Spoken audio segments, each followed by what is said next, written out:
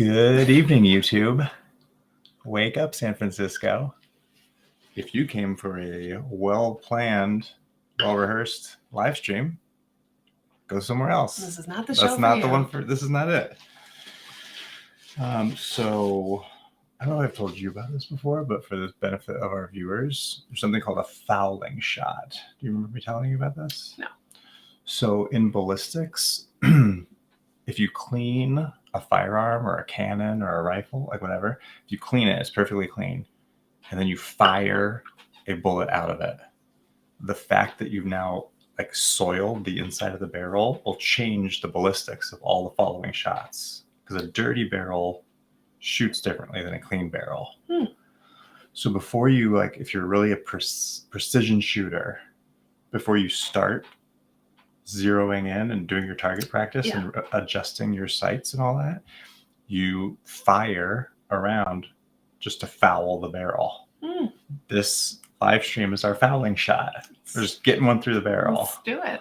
Just to get the juices flowing. Yeah, it's been a while. Exactly. So that's what I want you to pick up. Please share why it's been. We've missed like 3 on the calendar. We should have done like 3 live streams in 2023. We've done 0. I don't think I know why we've missed them. Well, so why don't you start sharing? Well, how graphic do you want to be with the sickness that we've been dealing with? Oh, is that what we're... That's step what 1. About? Okay. Step 1. Okay. Yeah. So... It's right to the center of the lens. So we've had quite a killer kickoff to 2023. That started with children getting sick on December 16th and not ending until January 23rd. A multitude of things, including stomach viruses for everyone. And so it was I didn't know what people meant when they said, oh, we had a stomach virus. And now I know. It's horrendous. Yeah, like I've always, like all of our kids have always had like a day, 2 days. But it got pretty grim. And like literally, at least it would be 1 kid per every other night would throw up in the middle of the night. And we would get up and have to get the kid. You never threw up. I did not. I don't throw up. Yeah, I did throw up. I know. I remember. I heard it. I think it's like actually physically impossible for me to throw up. I have never thrown up, and there's both good and bad to that. I will say, like college years, like when you want to get that out of your system, but you can't. Like, right. Yeah, I think you suffer longer. Yeah, I do. But that has nothing to do with why we're all sick for like literally 37 days. And it was tough. But like, again, I think we kept pretty good spirits. We did really well for a long time. I think we missed all of Christmas. We missed our makeup Christmas over MLK weekend. So we have celebrated here at our home, but we have not seen any of our family. Right. We had, night after night after night of like, get the kid up, bring them in our bed, put them, the other partner like goes and like remakes the bed, but then the kids would like sleep next to us on the floor with a bucket. It was horrendous. So anyway, we're on the other side of it. We just had like a constant cycle of like, this bucket's dirty. Here's a new clean bucket. I'll go wash this bucket out. And we were just like, have this constant. Let me tell you, the most brilliant thing I unknowingly did was that I took our girls to the dollar store sometime last year. And I was like, let's have a girls spa day, and we bought like nail polishes and like bath bombs. I bought these 2 little like they'd be like a sink container, like if you were to put a basin like you could like put your dishes in them if you didn't have a split sink. And I bought 2 of those so that they could put their little feet in them and like sit in their little chairs with their little like face masks and have a spa day. Did you do that? Yeah, we did it like 2 or 3 times. I have a picture of them with their little, like, they had their... girl stuff, I don't know. Yeah, they had their little face cloths over their eyes, and we had, like, candles and music, and it was adorable. That's now our throw-up bucket. We have 2, thank God, because you can't just have 1, because when you need something in case that kid's throwing up a second time, while one of you is, like, cleaning it out. So... It was just, it does feel. We're trying a new setting, and I'm trying to figure out the feng shui. You gotta like turn your chair more toward me. I feel like you're like Yeah, far away I from do. me. It does feel far away. But I also like Okay. we have like a basket of Yeah. we like use cloth napkins and they're all under here. That's Anyway. much better though. I can already tell the functions better. Great. Yeah. You know, like thirds and thirds. So yeah, so but I think we're on the other side of it. I will say I think we kept a really positive attitude the whole time because like all I could think of was people have it much worse. Yeah. There are a lot of things that go on for people. Like we have a home, we are warm, we are like other than like throwing up, people were doing pretty well like throughout the day. It wasn't like constant all day long. It was like Right. but it was just a really long time to be at home. A lot of sleepless nights. With 5 people in our tiny house. Yeah. It didn't even feel tiny. It just felt like I was just done. And by the end, like we kept, I think the biggest thing for us was like, we are very like task and goal driven. And when we would be ready for like the next day to like, okay, now the kids are going to be back in school and we're going to get to do our stuff. And then a kid would throw up that night and you'd be like, and you know, the last thing you want to do is be the parent that like sends your sick throwing up kid to school. Yeah. But so I feel it like I feel light without the throw up. Yeah, right. Like we could do anything now. Yeah. No, but it was a real unfortunate start to the year. Again, like you said, things could be a lot worse, but it was like sort of a demoralizing slog through illness. Yeah. Yeah. This is a really good cocktail. What is it? This is Twin Peaks. This is St. Agatha's. I'm not going to articulate the meaning behind the Twin Peaks cocktail. But what is the So it's alcohol? whiskey. You moved all my props. You were cleaning up. Grand Marnier. Yeah, whiskey, Grand Marnier. Rosso? Martini and Rossi Rosso. Sweet vermouth. Yeah. Is sweet vermouth always red? Yeah. So yeah, whiskey, sweet vermouth, and Grand Marnier, but you can also use Cointreau. Mm-hmm. I just felt fancy, so I used some Grand Marnier. And it's supposed to be a lemon twist, but we didn't have any lemons to do twists, so I just did a little like a splash of lemon juice. It's delightful. I really like it. I do too. We like it every year. Okay. Good. So that's what's been going on with us. Yeah. We have a couple of viewers who've joined us. Welcome. In case you missed the disclaimer, we're just like trying to get the rust off of the, what do you call it? What's the phrase? We're shaking the rust off. Sure. Yeah, we're just. You know, I'm terrible. Yeah. Okay. I was like, we're getting the rust off the spokes. Is that? Yeah. Yeah. Okay. So several things we could talk about. Let's just start sort of rapid firing, and then we'll come back to the stuff we're actually interested in. Mm-hmm. Now that we've updated our viewers on why we've been absent for a month, now I want to talk about our recent conversations we've had, and mostly your thoughts about the new direction we're going to go. I love it. As we're wrapping up season 2, Yeah. we're going in a new direction. Yes. Just go. So how would you characterize it, and what do you think is your favorite aspects of the new direction? Okay. So I think our new direction is, well, your new direction that I am on board with is that, for one, I think we're taking this. Allie's on. Hi, Allie. Hi, Allie. I think I also like follow all of her stuff, so I really like. Yeah. I feel like now we got this Simpatico thing. It's good to see you. We should like actually talk in real life. Well, at some point we have the technology. At some point we're gonna bring Allie up on stage. I love it. That's awesome. Yeah, we just are not ready for that. We're just shaking the rest off. Let's see. Allie, let's stick around to see if we drink 3 more of these, and we're gonna go nuts.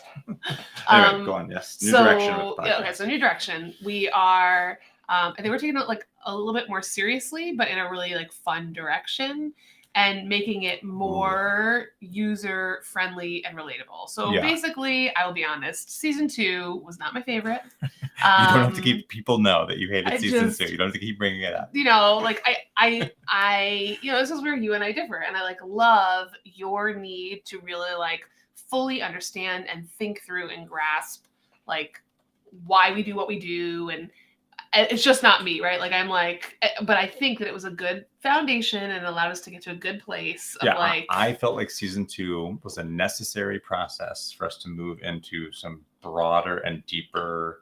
We had to lay a foundation. That's what it was. Right. Season 2 and it'll be in the archives forever. Yeah, it's there for reference. But I think a lot of the people who liked season 1 were like very confused about like what happened in season 2. Right. And I also think you made some really like good friends in season 2 that are like way more on the philosophical side that I think there'll be a lot of, again, because actually just really fulfilling. That's how Allie became a viewer. Yeah. And I think that's just like really fulfilling for you. And so I love that like we've gone on that journey, and I hope that there's like ways that continues to cross over.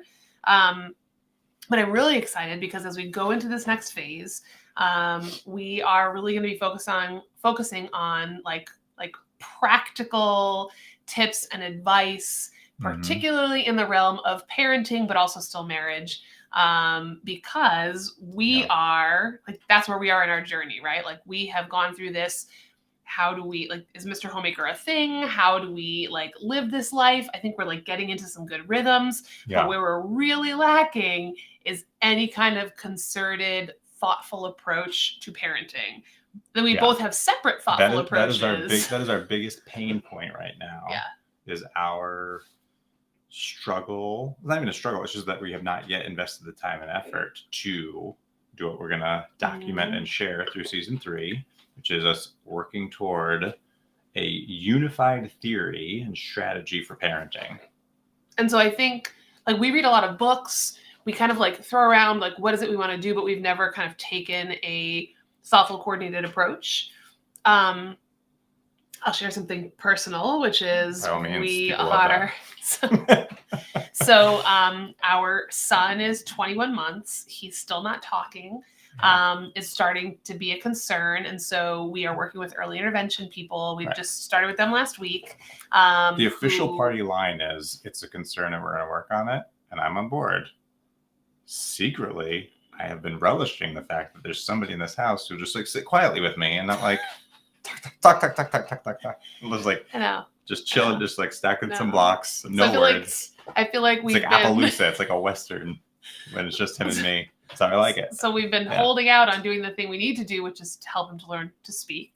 And so we should do that. Yeah, but so anyway, so we had this like where we live has a great public program that goes through insurance to. They said it's a national program, by the way. Like every state but every state administers it differently. And so the good news is like we have someone who's going to be coming to help him. The even more exciting news, although I think some people will probably be really rubbed the wrong way by it, is not only does he get like speech support, but they were like, hey, also we provide if you need sleep consulting support. And on top of that, we also will help you with parenting classes, which I was like, I felt like there was like a needle screech of like, I was like, what? Like, are we bad parents? And I still have a little bit of that, like, nervousness. I mean, full disclosure. So Kristen wasn't in the room. Right. So the early intervention people came. It was a work day. You went off and worked. And we'd already sort of strategized in advance and said, he'll be too distracted and, like, needy if you're in the room. So it was like, yeah, he is like glue to me. Like, he's like koala bears you. Yeah. So we made a strategic choice that you would leave the house. I stayed with him. I thought there was going to be like 2 people. It was like 4 people. It was like a team of people that came and hung out in our house and like went through a battery of tests. And then at the end, actually, he like fell asleep. It was a combination of like his sleep was weird or he was like exhausted from it was a rigorous series of tests. Yeah. So I put him down for a nap while they like scored the exam. Like they were like literally like with like, you know, a couple of clipboards or whatever. And they're like tallying up like their little notes. Like, anyway, so we were going through the results and talking through like, well, tell us more about this. And what do you think might be the cause of that? And I don't remember exactly what they said that like triggered me to bring up that like you and I have been having this conversation about like, well, we have not yet resolved and like concluded what is our parenting strategy. Right. We have had the conversation like we need to develop a parenting strategy. Like we're on the same page about the need for us to do that. Right. Like, we're just not yet on the same page about how to do that. Right. And so I think it actually brought it up is they were like asking like, what are the kinds of things that upset him? And like, how does he express being upset? And like, talk me through some scenarios. Right. And I was talking about like we're shooting this in the kitchen. I guess Mhm. that's obvious. I don't know why I said that. But there's a gate off camera here. And so I'm just like, hey, there's a gate. He doesn't go in the kitchen. That's the rule. In my head, when I installed the gate, that was the rule. Right. No, that you shall not pass. Yes. And your attitude is more like, well, if there's not a good reason to keep him out, Right. let him like explore. if I'm not cooking and he wants to come in, then that's fine. We did stop that a little bit because there is a cabinet like right across from me, like a little pantry, and that's where he knows all of his snacks are. So he would come in here like constantly all day long and just open the cabinet and yell key, which to him means cookie. And so I was like, okay, we gotta like stop this. But normally we like, so anyway, so they were kind of like, well, that can be distressing to a child if they are not sure. Like sometimes they're allowed and sometimes they're not. And so maybe you need to better align on a parenting strategy. So yeah. And so we were talking about the like, he's probably getting more upset when he's denied access to the kitchen, because sometimes he's given access to the kitchen. And this is like classic psychology 101 stuff of if there's a positive reinforcement for a behavior, then that behavior will increase. But somewhat counterintuitively, if there's an erratic positive reinforcement for behavior, that actually causes the behavior to increase more aggressively. So you're saying he's like the mouse who's like trying to hit the thing? Yeah, and he's like, if I just keep coming in, if I just eventually scream my mom louder, somebody will come let me in the kitchen. Because I know give me a sometimes when I graham do it, I get what I asked for. Sometimes dad says no. But if I keep screaming, mom will come around. She'll say yes. And so he's actually screaming more. So that was what led us to this conversation. And be like, well, actually, and I sort of sarcastically was like, any chance you guys offer like couples? Oh, you asked? I was saying, oh no, I didn't ask. I like made like we were talking. I thought they were like, you guys. No, they didn't like. No, I made a joke, and they were like, funny thing, we actually do offer some parenting coaching, couple stuff. I was like, okay, well, I stumbled into a like, we will take one of those. Free parenting classes. So I will say this also brings up another point though, in what we're about to do, which is they offhandedly made a comment about like, well, yeah, I mean, there's no like one, like there's no right parenting strategy. Like they're all, like, what did they say? They're all not they're all equal. So yeah, how did that go down? So I made the comment to them of, because they said that once we actually got through the process, like I made a joke and they're like, we do have that. And I was like, oh, okay, cool. And then I was like, well, so in the meantime, do you all have a like, this is the standard industry point of reference. This is the common benchmark of, parenting 101 or like resolving parent, like what is something like what's like the industry standard? And they're like, well, there's no like single answer because and there's no right way. There's no right way to parent. It's just like how you like, it depends on your style and your goals. And I was like that. And so going back to Ali will appreciate this. And going back to like the scientific skeptic dialogue, I immediately was like, that's a pretty aggressive philosophical statement you're making. There's no right way to parent. Or no wrong way. Or no wrong way, whatever it was. Like, and I was like, I think there probably is a wrong way to parent, or several wrong ways. Anyway, so like we kind of had this like, for 90 seconds, we had this like playful banter about like philosophical realism, which I think they were kind of like, they kind of were taken off guard. But all of that is to say, our approach is that there is a right way and there's a better way. Or at least there are better and worse ways. Like they are not all like an equal playing field. Right. Like however you want to do it. Like this is the way. Yeah. And so we just can't agree on what that is. Well, so we are in the dogged pursuit of the best way. Because I think that it is like we've gotten into a society where it's like, well, like, but however you feel. And I don't think that's right. Like, I think there are both objectively terrible ways to parent, but then there have got to be like gradations of this is like of this is good, but this is better. And some kind of empirical data as to what is working and what doesn't, not just in the short term, but in the long term. So we are going to be approaching this coming season with like an eye to like, this is not just us exploring like, well, like how you feel. It's like, no, we're going to try and help you and help us and hopefully help anybody that's interested kind of narrow down the, like, what is it? What does right look like and how, and thinking through what your goals are for your children. And so like not to, because I mean, not that we have an agenda, so I guess I'm not going off the plan, but so I was saying, we were having this conversation a little bit earlier of, I do think that the lack of consensus doesn't mean something's subjective. It doesn't mean it's just like, well, whatever you feel. Right. It's like, no, there's still an objective, real answer. It's just that there's a lot of perspectives and attitudes and opinions about what that is. Right. And there might be a lot of variables that are subject to circumstances. Yeah. So that doesn't mean that it's subjective. It just means it's complex. Right. Complex is not the same thing as subjective. Many times I think people conflate those. Yeah. But that's like a whole we'll get into philosophical that. But I think the bottom line is, like, if you want to know like where we're going, it's like we're in pursuit of a parenting strategy, a parenting philosophy that is objectively, or that has factual basis in the kind of outcomes that we're looking for, right? Because you also have to think about what the outcomes are that you want. Goals? And then how do you get there? So that's what we're going to do in season 3. And then from a human nature and a human flourishing perspective, you don't just get to arbitrarily pick your goals. Your goals need to be like relevant and appropriate goals as parents. They need to align with what is good for a human being. Like, you can't just arbitrarily be like, I really want to raise my kids to be, insert crazy example here. I can't think of off the top of my head, but it has to be a valid goal based on objective human nature. How many minutes have we been on? 22. Do you need a break? We've been on for 22 minutes? Yeah, it just flies by once you get started. Okay, now I don't feel so bad because I finished my cocktail.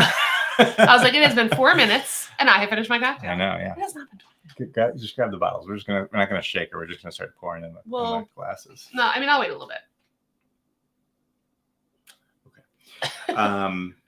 Okay, so what I wanted to say, though, is everything we just said about parenting and that being the focus of season 3 is actually only, and you're going to feel our way through this as we have this conversation live, because, again, fouling shot. We've had 2 sort of planned seasons, but the structure and tone of those seasons has been us essentially documenting our exploratory journey into the frontier. Right. Like, we don't know what's around the next corner. Yeah. We're going to record it. Yeah. It's like Blair Witch Project, but for marriages. Right. Yeah. That might not be the best metaphor, but. Am I supposed to look straight into the camera and get really close now? Shake it. I'll turn the lights down. My nose is running. So that was how season 1 worked in particular. Season 2 was also pretty exploratory, but less like, what's going on with us? And more like, here's things that are going on in Marcus's head. Right. And I'm trying to feel my way through my thought landscape. Yeah. Versus us find our way through our one income, stay-at-home dad landscape. Right. Okay. So when you say season 3, you mean we're going to pivot substantively on that sort of track to a focus on parenting. Right. But the other thing that's going to happen, right now, we're not on our podcasts. Some of this audio, I might use it for a podcast episode. Right. I'm not sure. I haven't decided yet. But this is our YouTube channel of Being. In case you didn't notice, Allie, we rebranded this YouTube channel is now Being Mr. Homemaker. This is the Keeping Up with the Kardashians YouTube channel of our just sharing our life. I love that comparison. Yeah. Nobody else will love it. Yeah, but I love it so much. That is our guilty pleasure. It is my guilty pleasure. Do you remember that time that I'm not going to name names, but you remember? Yeah, the Catfish and Keeping Up with the Kardashians. Yeah, one of our formative milestones. Allie's gonna drop us. We'll be like, oh gosh. Many people. It's embarrassing for all of you. But I can't keep up with the comments. I'll be right there, Allie. Hold that thought. One of the formative milestones of our courtship was me trying to keep up with you and your college friend. It was Christmas season. Yeah. And we were mulled whining our way through New York City. Mm-hmm. We were not mulled whining. We were Stoli vanilla and that's what it was. We were dropping shots of vanilla vodka into champagne. You don't drop it like this. You pour it. Whatever. I don't know. The champagne glass is like this big. Anyway, there's a drink. It's named after my best friend in like 3 places in New York. And it's delicious. Like, I am a, whether you call it a strength or a weakness, people can make their own decisions. But like, I am not to be drunk under the table. So like, anything anybody else drinks, I will drink it. Yeah. And you also weren't a big drinker at the time. Now you are, but I think marriage will do that too. But anyway, yeah. So it was it was a fun night, and then a really rough following 24 hours, and basically going back to stomach we were dating bugs. For like 2 months at that point. Yeah, it was a whirlwind romance. So we watched a ton of Keeping Up with the Kardashians. Really? Then we watched Catfish. Did we watch Kardashians? We did. It was like alternating between the 2 channels. Yeah. So that has forever been our guilty pleasure, is Keeping Up with the Kardashians. Okay, so I want to explain to anybody who ends up listening to this. Tangent. Yeah. So each one of the Kardashians has their own issues, and I'm not saying they're wholesome, but their family dynamic is like what I hope for. Not that like our kids are making crazy videos, but like they are always there. The family is the center of who they are. And so that I adore them for that dynamic, even though their mom's crazy, even though I just love that the sisters are like, they've done a good job of establishing family bonds. Yes. I love it. Yeah. They like all live like in mansions, but like next to each other. It's just great. It's funny. Yeah. Anyway, how did I get on this tangent? Rewind. We're on the tape. How did we get to mulled wine? We were talking about Keeping Up with the Kardashians. Oh, because this channel, being Mr. Homemaker, is going to continue to be this. Yeah. This like, what's going on with us, and like, what are we thinking about, and what's our latest parenting and marital drama, like our process of thinking through what are our challenges and how are we going to tackle them, whatever. This is our brainstorming channel. Yeah. This is behind the scenes. Mm-hmm. Now, don't disclose anything because it's too early, but I'm already starting to lay the groundwork to launch a parallel YouTube channel. There's being Mr. Homemaker, and then there's a channel to be announced. And that is where we are going to start producing planned, packaged, deliberately targeted content that we think will serve, deliver value to our target audiences in a polished kind of way. Right. Unlike this, which is just like, who knows what we're going to. I have no idea what's coming out of my mouth right now. Talking about the Kardashians now. I mean, we just held them up as positive moral values. Listen, you can always find a silver lining. That's true.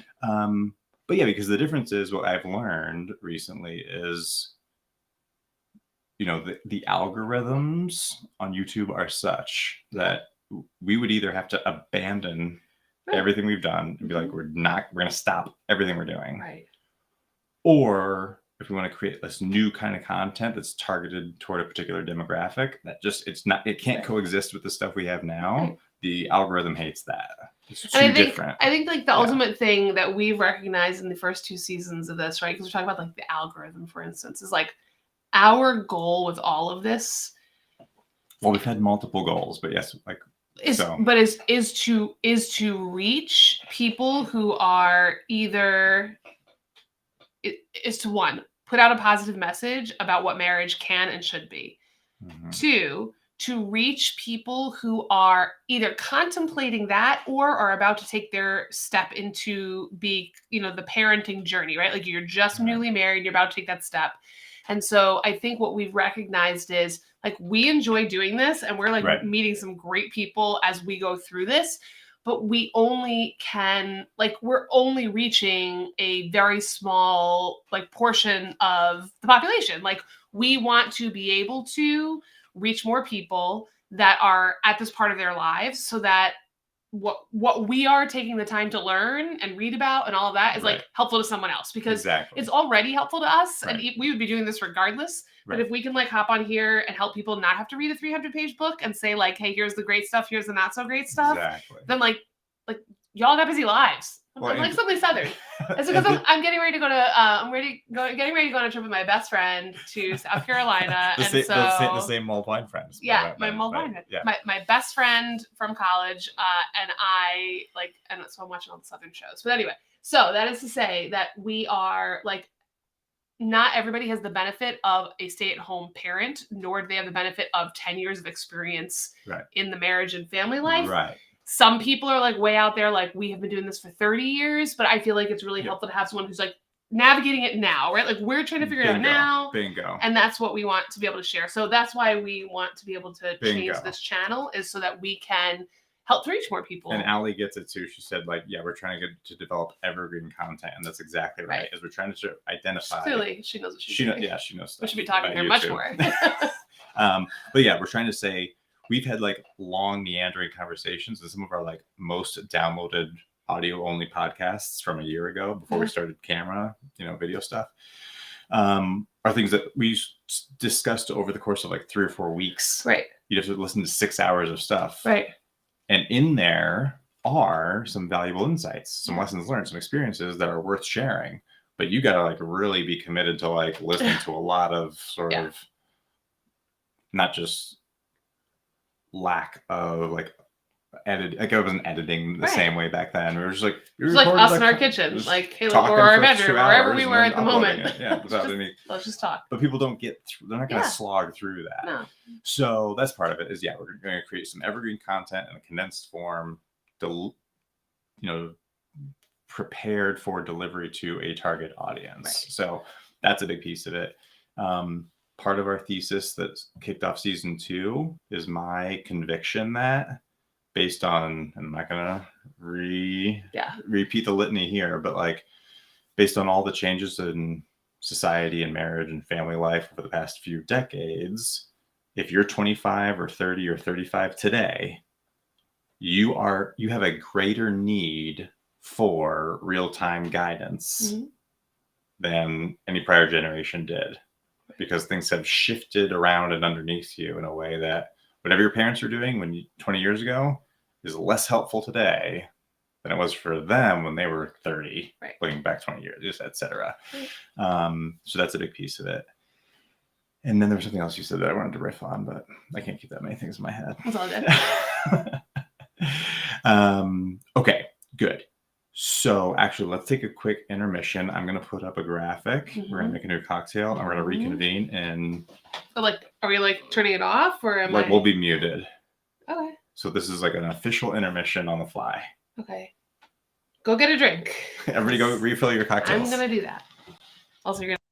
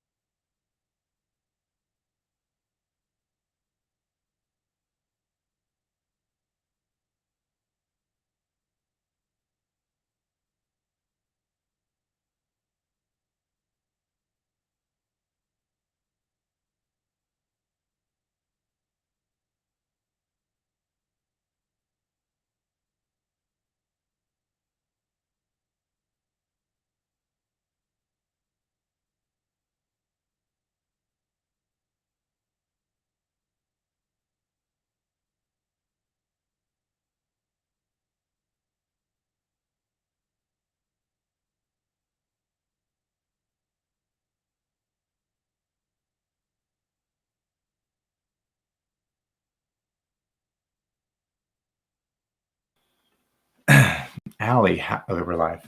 Allie, how do we get elevator music? You gotta help me out. You're like the YouTube pro. Let's go back to some comments. Some things you missed, but I got to enjoy while we were talking. Allie said some things like she clipped the Kardashian family values part so that in case we want to share that with our children in the future, or in case we want to claim that never happened. I never said that. She clipped it. Good thinking. That's on the spot. I will stand by it until I absolutely can't anymore.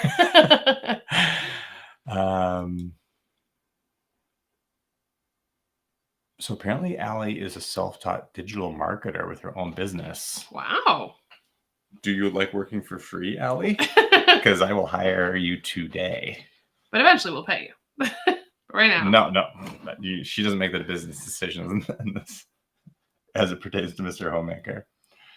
Oh, that was the other thing I was going to say is like about the value proposition of the Mr. Homemaker podcast. Part of why we initially launched the whole thing was because we recognized we had the luxury of time and like the comfort of like, at least on a preliminary basis, if nothing else, my job afforded me a 6-month leave of absence. That's how this all started.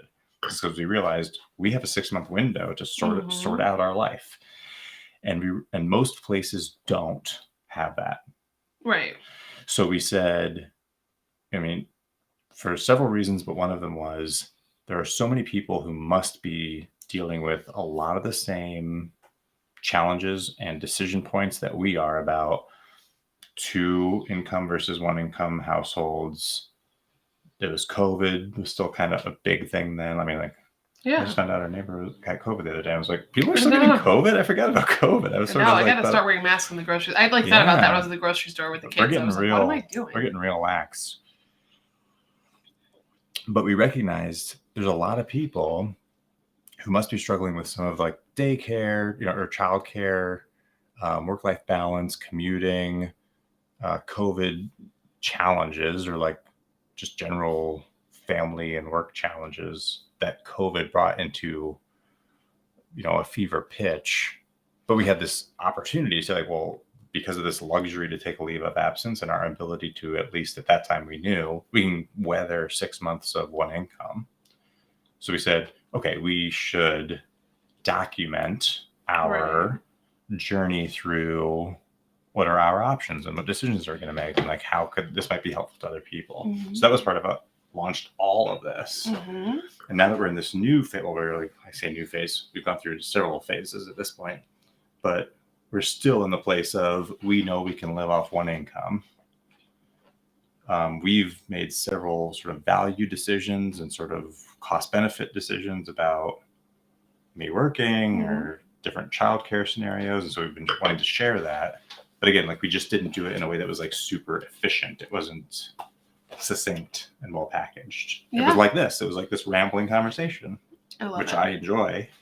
This is what we'd be doing anyway, just not with a camera on. But if you want to like broaden your audience and like make something like, I have a search term, but like, how do I? Yeah, and we should be honest about one more thing, which is like this is like just one. Everything else is no.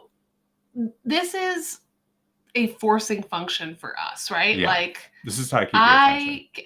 Right. My attention, I'm like, oh, I gotta go do this other thing. I want to go do the dishes. Like, first of all, I swear by this. I know you don't believe it, but I am a much better listener if I am doing something while I'm listening. That's like meaningless. Like I'm folding laundry, I'm doing dishes. I stay more engaged and focused. And even at work, right? Like I found, like, I actually think one of the great blessings of like being a teleworker is like, I am more apt to stay in tune with a meeting and to really listen for the entire hour if I'm folding laundry while I'm listening to you say that, or if I'm doing, but like, if I'm like just staring at my computer or I'm just with you in person, like my mind wanders, I start to write things down. Like, so we're doing this in part because this is how, like, I am forced to listen to what you have to say and to respond to it.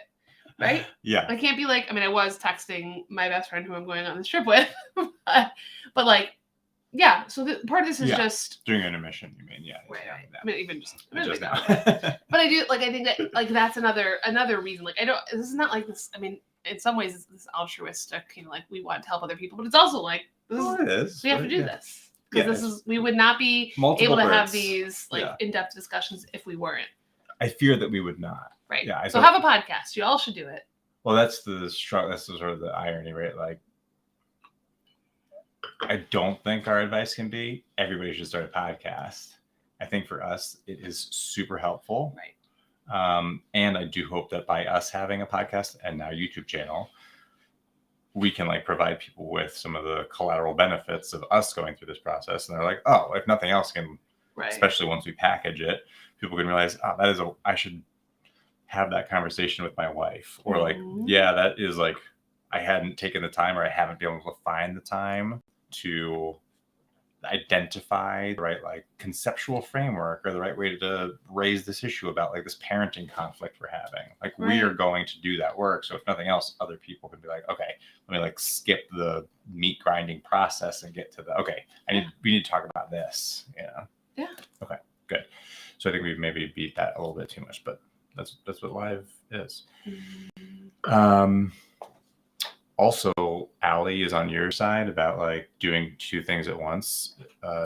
She's vacuuming her house while she listens to us, and she thinks that's better. It's two birds, one stone. Your house is going to be clean, and you're listening to this. I think it's great. I wonder if it's a male-female thing. Do you think there are? I do think it is. Yeah. I know it depends, but no, it depends. But I think it is a thing. Yeah. Good. So let's have an abrupt transition to, let's take this direction for now. This is the first time you're going to hear this. I've gone through, and I'm not going to, to be unveiled later. Lots of secrets I'm going to keep behind the curtain, but initial sneak peek. I've been going through a structured, professional-ish YouTube channel strategic planning, marketing process. Yeah.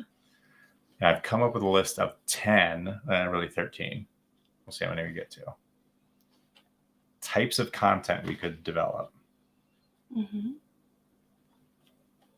But before we get to that, this is also a YouTube technique I've learned about.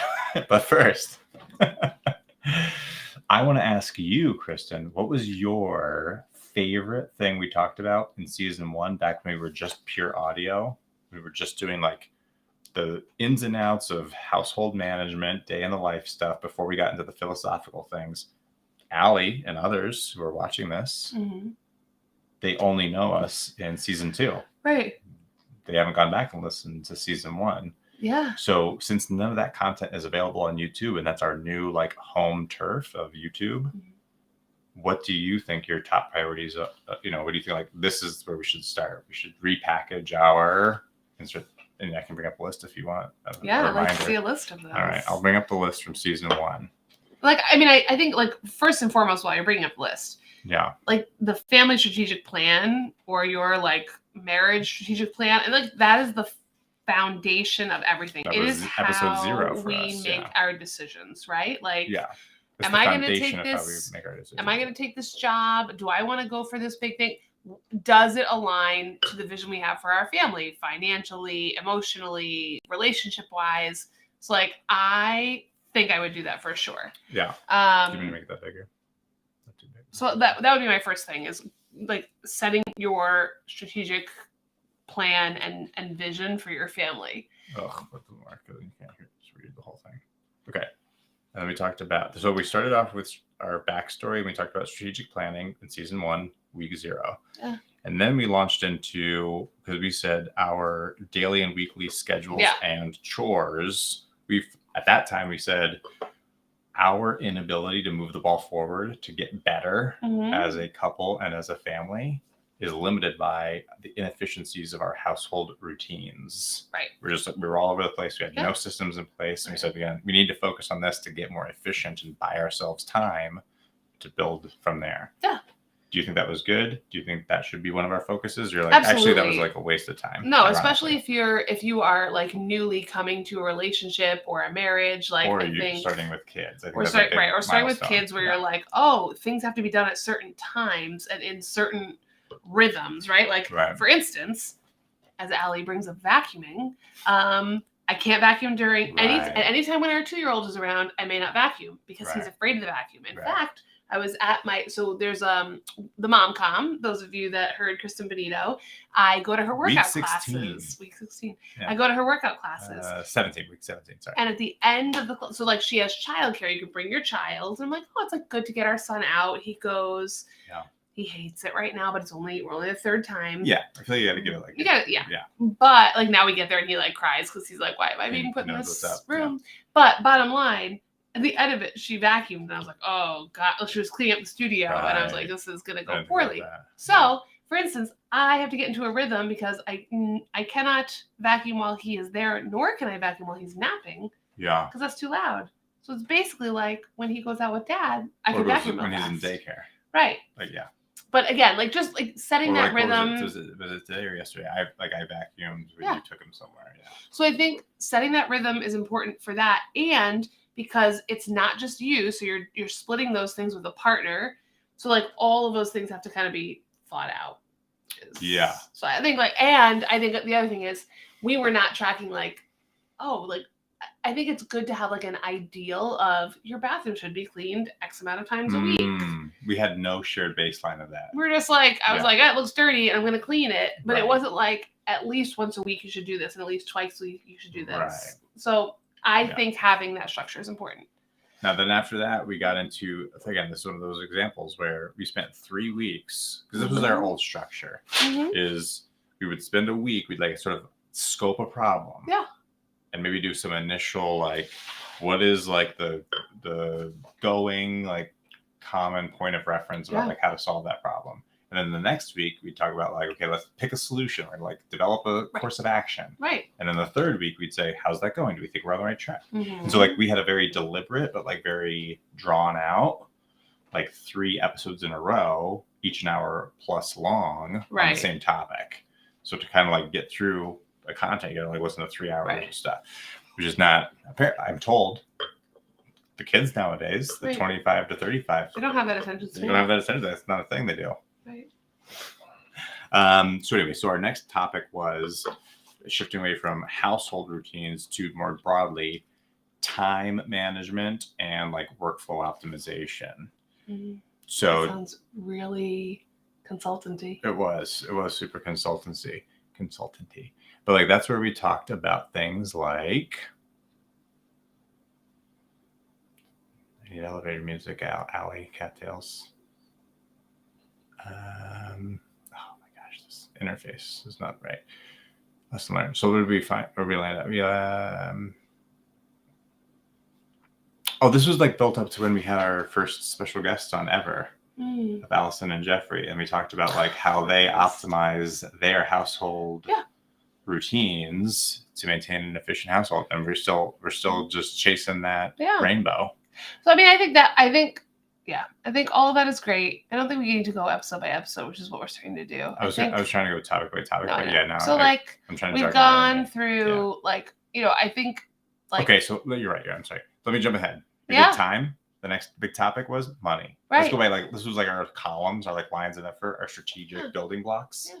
We did time and then we did money. So I don't remember our money episodes don't particularly resonate with me other than to say like we recognized that we needed to do an assessment of what our costs were and where there were trade-off opportunities. And I think that's important to think through, right? Like, hey, if you think, for instance, that you're going from a 2-family income to a 1-family or a one income household, and like you have to know if you can do that. And like, surprise, you can more than you think if you reduce your overhead. And there's a lot of ways you can do that. So I think and not just that, but part of what like the hint that started us down the whole path. Yeah.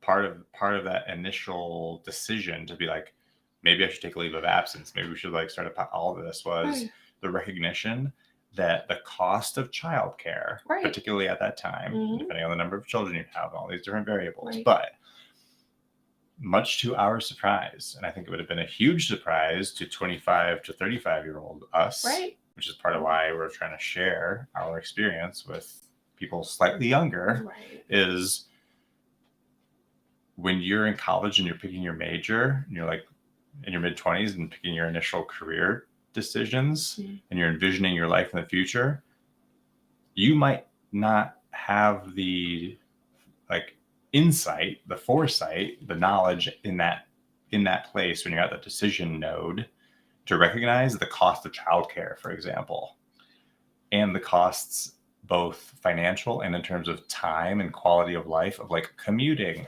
or we need a second car, all these built-in hidden costs associated with working, well, and I think there's also working. And I think there's a couple of things, right? Humans are creatures of habit, and so once you start working, you're just I'm not going to stop.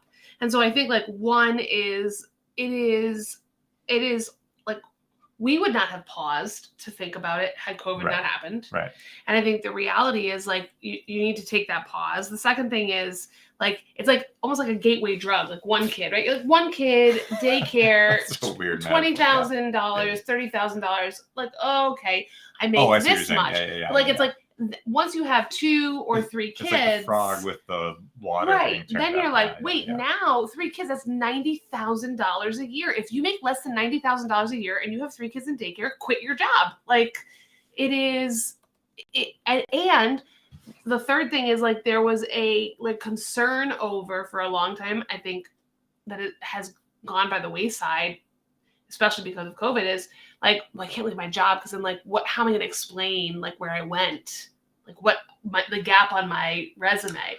And I think more and more as I'm listening to, I subscribe to Chief the podcast, which is a podcast for women CEOs, and they're talking about how this pause both for men and women is no longer this taboo thing. And so if you are able, if you are when your children are young, that is the time that it is most cost effective and beneficial for you to step away from work. Bingo. When your kids are 5, 6, 7, 8, 9, 10, they go to elementary school, might not be as you're not paying for care anymore. So now every dollar you're bringing in is actually something you're raising your family. When you look at the top line versus bottom line, the gross versus the net. But when your kids are 0 to 5 and you're paying $20,000 to $30,000 a year to put them in daycare, think about that. If you're making less than that or close to that, is it worth the time away and the fact that someone else is kind of, raising your children predominantly? Now, Allie responded to that saying, yikes, that's why I didn't want to start making babies in the first place. I've heard of that. Yeah.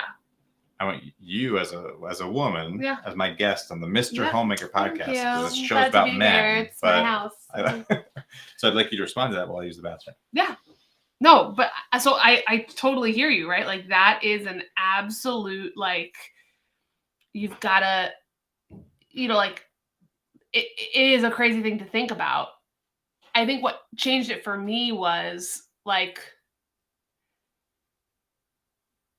it is the most meaningful thing I've ever done with my life, right? And I know it sounds really ridiculous, and I also and I feel very strongly I feel I have a very important job that's very influential, and I feel what I do makes a difference, but I feel the I don't mean to get into really kind of highbrow, the blessing that it is to me to be able to raise children and to shape my children into people that I think can make a difference in the world is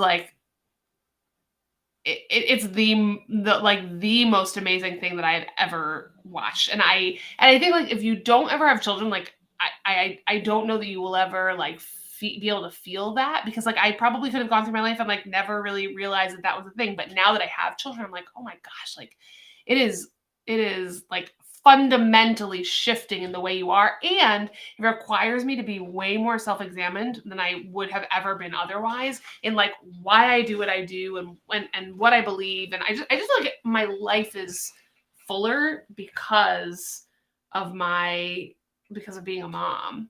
And as I'm saying, you can't have a life without being a mom, but there's something about it that I didn't. They always say that. I feel bad because I'm saying all the cliches that people say, right? Like you won't know until you have them. But it like is absolutely true. Like, is it like a slog and it's like hard as heck sometimes? Yeah. But isn't it the best hard thing I've ever done? Don't be dirty. Yes, it is. The Pew Research report that I was reading today that I was telling you about I felt very parenting. Michael Scott coming in that it was like Michael Scorn. No, what's the jail one? Prison Mike. Prison Mike. Yeah, I felt like you were getting Prison Mike there. I was like, okay, just tone it down. Anyway, don't let me go on about being a mom. So the Pew Research thing I was reading about, and I haven't finished dissecting, but Pew came out with a 2023 like survey of parenting, like, and you and I have had this conversation on air in season 1 about like to what extent we're interested or like how we interpret and weigh people's self-reported perception of an issue or themselves. But one thing they talked a lot about is like the degree to which it is rewarding versus and or the degree to which it is like exhausting or stressful or whatever. And like, and there was some interesting correlations. I do think it's worth maybe in our next live stream, we'll talk about like, they cut it a couple different ways of like based on education level, based on socioeconomics, like income, or based on whether you're a stay-at-home parent or a working, like, you know, whatever, gender, like all these different things. So there were some interesting sort of like, but again, you know, self-reported perceptual stuff, like very subjective. Which is not necessarily the most important thing. If you're a philosophical realist, like Scientific Skeptic and I, as Ali will know. She wrote some really nice things and I love it. That's very kind. It's so hard because like it's hard to talk about being a mom without either seeming condescending or like bullshitting. Excuse my language, but like I feel like people like because I'm like no, like it's really freaking hard. Like I'm not like I don't like people like it's like a beautiful thing. It's like no, like there's a lot of terribleness in being a mom. It's like very well, right, but that's what I'm saying is that like it is, but like the like the rewards that I get out of it and that I feel like allow me like that I am able to share with the world, right, like my children is in my mind it has outweighed the challenges, but I don't want to also pretend that it's like this beautiful walk, like you know what, like our beautiful walk in the Parisian Park would be better if our children weren't screaming and like yelling at me that they wanted a snack. Right. Or just saying "mom" 10 times in 5 seconds. Mom. Mom. I'm like I just answered you. If it were easy, everybody would do it. Right. And if you know things that are worthwhile are hard. I know, again, right? It's like I feel like everything you say about like why is it worth being a parent like super cliche. Right. Anyway. Okay. Good. All right. So what else are we? I don't even remember. Okay. Yeah. So this was like a tangent upon a tangent because we're doing it live. Yeah. Okay. So we did time and then we did money. So basically, I'm saying everything we did was great. We should. Well, the one thing you didn't say about. Oh no, we did say that. I'm trying to something. I was going to make a point, but I think you made it. Okay, it's fine. Okay. So we did time, and then we did money, and then we talked about facilities and logistics. That's sort of that one's kind of like throwaway. I think long term, it's like not important. To me because I feel like you don't deal with that. Like this is me talking about like we need to maintain like a pantry and like have a like rotating supply of food and cleaning products and like labeling the shelves. Right, but I agree with that. But I think like we did not transcend to the level that I was thinking, which is like the gutters should be cleaned twice a year. The fireplace should be right. Like those things are not. We have not gotten on that schedule yet, but we need to. Well, like, hey, your air filters should be changed. Well, I'm already on. So again, I just do stuff. I just do things without talking to you about it. Wow, I love that. I'm going to cut this clip later and use it as those are the things you really have. Yeah. See, guys, this is what I'm talking about. Start a YouTube channel and your wife will think you're hot too. Super. All right. Then we talked about communication and conflict resolution. Do you think that was some good content from season 1? I have no idea because we are terrible at both those things. Well, that's why we're great examples. If we were like, we have no conflict and no communication challenges. Guys, I don't know. We need to have an expert on. We can. We're going to have some. But actually, they do say it's like part of the contract. You can't record your interactions with like it's part of the deal. I'll just write them down. I won't record them. Like act it out like a skit. Like I have to ask a neighbor to come over, like put on glasses and be like, yeah. I aspire to be like a very easy communication and conflict resolution. It's not us. We still have a hard time. I don't know how many times we said I'm doing sorry. great. Oh yeah. Mm-hmm. I'm not gonna say who the problem. I was like, I don't think I've heard the words. We're so bad at it. Really bad. We acknowledged it earlier. Was it this season or last season? But we've acknowledged. Allie wants us to do it SNL style, where we we take notes about it. Yes. But then we turn it into an SNL skit. So let's give a prime example of today. No. We were walking home from. Okay. We were walking home. I mean, we were alcohol for this. No. We were walking. It's not that bad. We were walking home. I mean, maybe you're thinking about a different example because there's multiple in it. For you. We were walking home with all of our kids. We have this little radio flyer wagon, and we are which we love. And I'll put a link in the show notes below because it is a great piece of gear. The best thing. My parents bought it for us, so thanks, Mom and Dad. It is the best thing ever. But it basically we take 1, 2, or 3 kids and we can drag them around town. So we were on our way home. And the girls had gotten dressed up for the morning and they really wanted to be fancy. And so, but my kids are usually in sneakers, right? So I went upstairs and I grabbed some shoes and I tried to find the best ones that would fit. I will say finding shoes that fit our children is an absurd struggle because every brand is a different size and some of them are narrow and some of them are not. And so bottom line is I feel like I order 70 pairs of shoes. I'm I keep them because they'll fit later and who knows what. It is a pain point for me. So, in your defense, it's it is a genuine parenting nightmare of the shoes are worn out. They're obviously too small. You try to get new ones. They don't fit. I am very sympathetic. And school one time sent our daughter home with somebody's random shoes. They were hey, your daughter kept saying her feet hurt. I was I tried 17 pairs of sneakers. Anyway. You know what it reminds me of is that there's that TikTok of they're walking in the park and that's clearly winter. There's melted snow drifts. Yeah. And there's just this girl just walking the path with no jacket. And there's this mother holding up a jacket. Right. I keep trying to get her. Right. I'm not a negligent mother. She's doing this. So we're walking home. My middle daughter really wanted to wear these unicorn shoes that we had. They did not fit her feet. Right. I said, you're going to have to get in the wagon at some point. They're too big. Right, they're too big. She's falling out of them. So we went through this whole... So we're we got all the way where we're going. Great. On the way home, she keeps walking out of her shoes. And we're in the middle of the street, right? We're halfway through a busy street. She can't. She walks back. I'm already frustrated because I'm trying to find shoes that fit her. They don't fit. And I'm the one dealing with it, right? Marcus has got our youngest in the radio flyer wagon. Right. But he's just walking. And so at some point we're walking and I can see that he gets exasperated with the fact we're in the middle of the street. Yeah, no, and that is the trigger. Right. Is when you say middle of the street, you literally mean you're standing in the street. It's not we're in New York City and there's cabs flying by. But we're in a small okay. Yeah. So then you kind of I can feel you're gonna lose it. Parenting therapist, please just jump in here. And I jump in and I'm you defensively attacked me what did I say? In front of our children. I don't remember what I said. I don't even know. I was basically I don't want to hear it. This is not. So you said something inappropriately disrespectful in front of our children. Well, yeah. Yeah. But go on. Yeah. So basically, I was really frustrated because I was this is I'm sorry, is this inconveniencing you? Because I'm the one walking with two slow. One child's why can't we walk fast? The other kid's I can't keep my feet in my shoes. I'm walking with them the whole way there, the whole way back, and you're the problem. And now I'm frustrated by this, and I'm you gotta be kidding me. Yeah. This is not your problem to bear. And so I say some snarky thing at you, yeah, I know her shoes don't fit. It's it's not your problem. Keep on moving. Right. And so let's take a poll.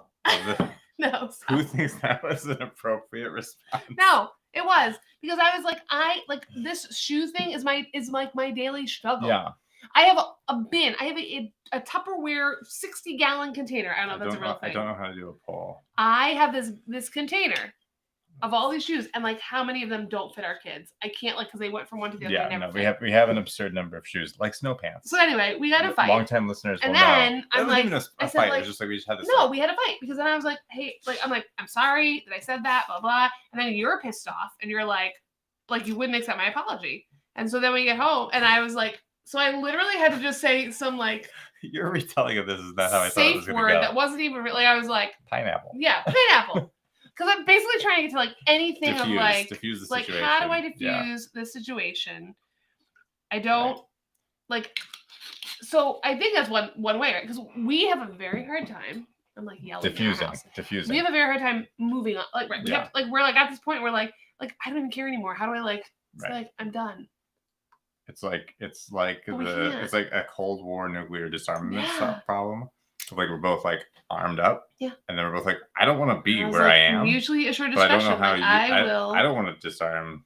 Right. Because I feel like you'll take advantage of that. Right. You don't. Yeah. But I said I'm sorry, and then I feel like you. Honestly, I give you credit. Like you started the process of like disarming. And then you still stood strong. You were like, no. I'm the bully Russia, and I'm gonna. Well, wait. What are you counting as you trying to disarm? First, I said I'm sorry. I was like, I'm sorry. In the street? Yeah. Well, you can't accept my sorry in the moment. That's the problem. That might be part of the problem. I will admit on the record, it might be part of the problem. It might be part of the problem. Are there words you want to say to express? I forgive you. I love you. I'm sorry. Why would I apologize? You're the one who apologized. You're the one who was rude. So anyway, all of this is to say that episode was a bunch of malarkey, and I would like to move on, and eventually we will. No, what this all proves is people desperately need more, and including us. An ice cube. Well, thank you. No, the whole point is this is part of our model is that we're using ourselves as the guinea pigs. Yeah. It's not just like we're the whole. Our model is not we're experts and then we're going to teach you a thing that we're experts at. Yeah. Our model is we're terrible. We're going through a struggle and we're sharing our struggle with you, so that we hope it will benefit you. Right. Okay, so communications. Don't listen to that episode. We're gonna get better. Well, but actually, we went on. This was our first tangent. Actually, this planted the seed of all of season 2. Okay. Is because in the course of research for communication and conflict resolution, which was weeks 16 and 17 of season 1, in the course of those conversations, we stumbled upon the 80-80 marriage. Yeah. Alongside conflicted. Right. And in the 80-80 marriage, they talk about this generational problem of how it used to be couples would come together with a broader set of shared assumptions and expectations. And there was less opportunity for miscommunication and conflict and disagreement about like how should our marriage be structured and what's our family life going to be like. There was just less of it. Anyway, so that's like a long conversation, but like it was an unplanned tangent in season 1 where we were researching communication and conflict resolution, and the 80-80 marriage has a chapter about that. But they also have this bunch of content about like this broader set of problems. So that was actually honest. I'd say that's where season 2, in that moment, like it opened this door that we weren't able to like resolve it in season 1. So that's why season 2 has been very philosophical.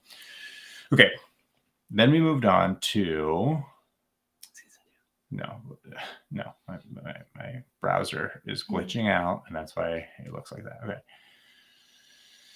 So after communication conflict resolution, we went into. Oh, we also foreshadowed season 3 because we were talking about summer vacation. And at this point, we were realizing the kids are going to be home full time. And we were not yet officially, but we were close to the decision. I'm not going back to work. Yeah. And so we were having big conversations about like developmental milestones and what's a reasonable expectation for a 6-year-old in terms of behavioral self-regulation. So let's just put a pin in that because that's what season 3 is going to be all about. Love it. Okay. Then So I guess those are like the big buckets. There were a lot of things that we kind of skipped over because like they were little one-offs. So family strategic plan. Time management. The like sequencing of like what should you do when in terms of like keep maintaining a household. Right. Facilities and logistics. Finances. So like finances, I'm not sure. Other than like doing an assessment, I don't know if we did. So Allie said, "What? This is perfect. She has a certificate in peace and conflict studies." Oh, Allie, are you living like my dream life?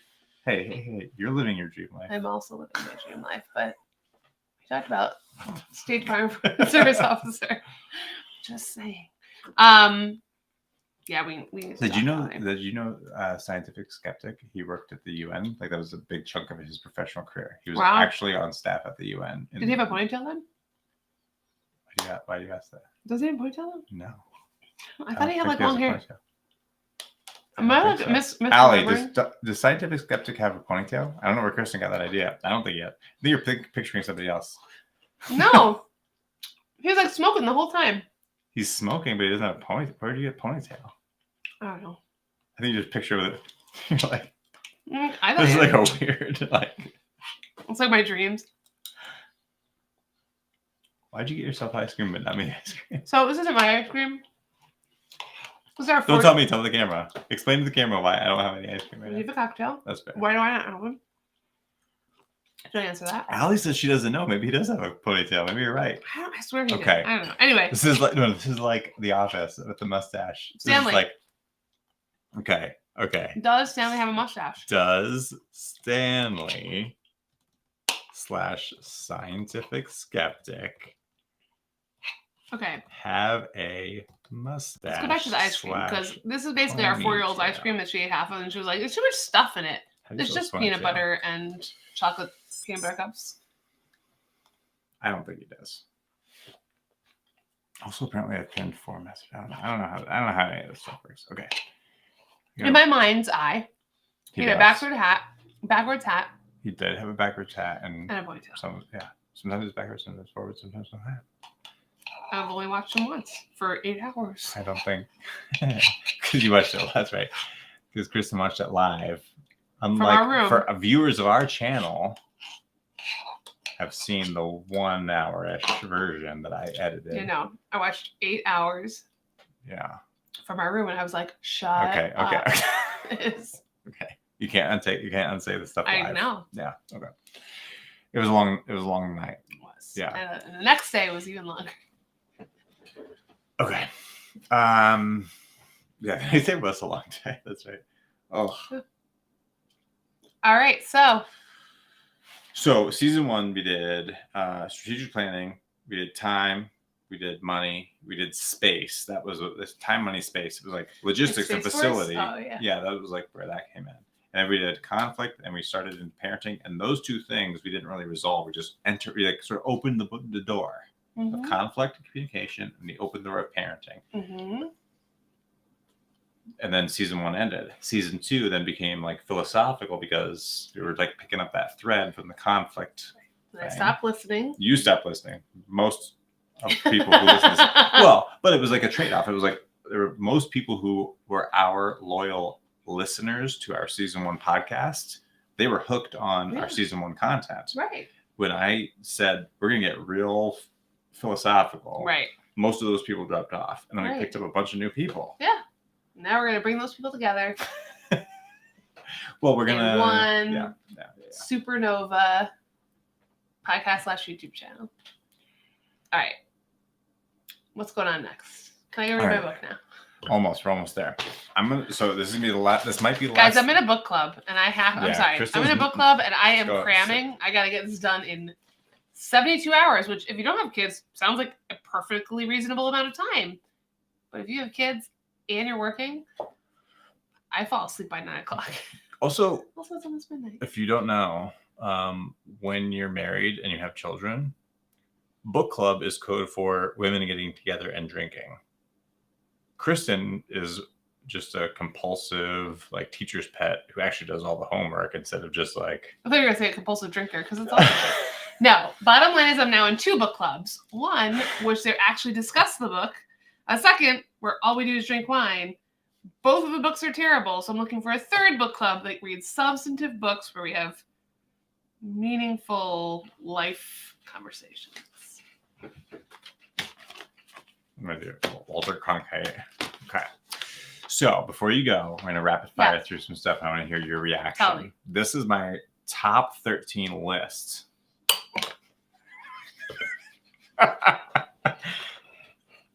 It's really 10 plus 3. Okay. I'm going to let you gather your thoughts. I'm going to let you get it. Let's mute. Hold on. Let me play it up there. Okay, you ready? You ready? Okay. I just don't want to. I feel like you're going to choke. Are you ready? Your top 13? You're like, I just want to go through my top 47. I winnowed this down. It was much longer.